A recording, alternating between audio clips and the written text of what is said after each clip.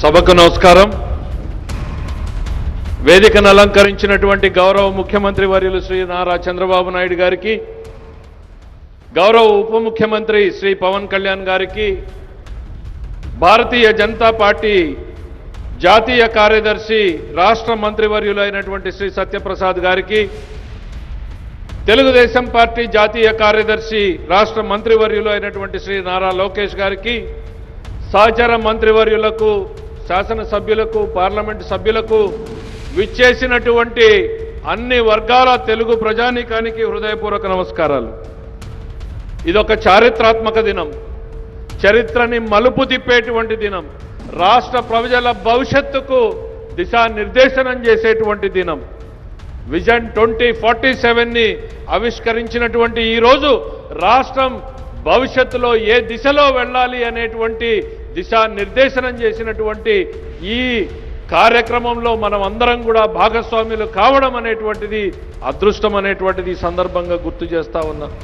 ఈరోజు ఆయన ఆవిష్కరించినటువంటి డాక్యుమెంట్ ఏదైతే ఉందో అది కేవలం ఏదో కన్సల్టెంట్లు తయారు చేసినటువంటి పుస్తకాలు కాదు.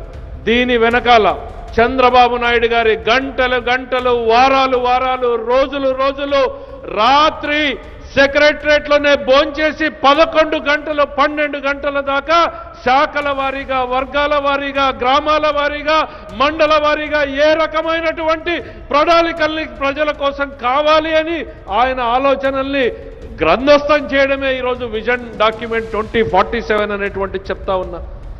విజన్ డాక్యుమెంట్లకి ఈ దేశంలో మూల పురుషుడు ఎవరు అనంటే మన ముఖ్యమంత్రి శ్రీ నారా చంద్రబాబు నాయుడు గారు.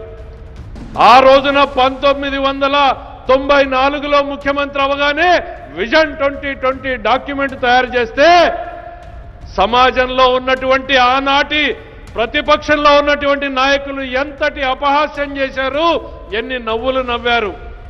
ఆయన ఐటీ విప్లవాన్ని అందుకోవడానికి ఇంటర్నెట్ కావాలి అనంటే ఇంటర్నెట్ కాదు పంప్ సెట్ కావాలి అన్నారు. ఇవాళ పంప్ సెట్ ని ఇంటర్నెట్ తో నడిపేటువంటి దిశకి ఈరోజు రాష్ట్రాన్ని తయారు చేసినటువంటి వ్యక్తి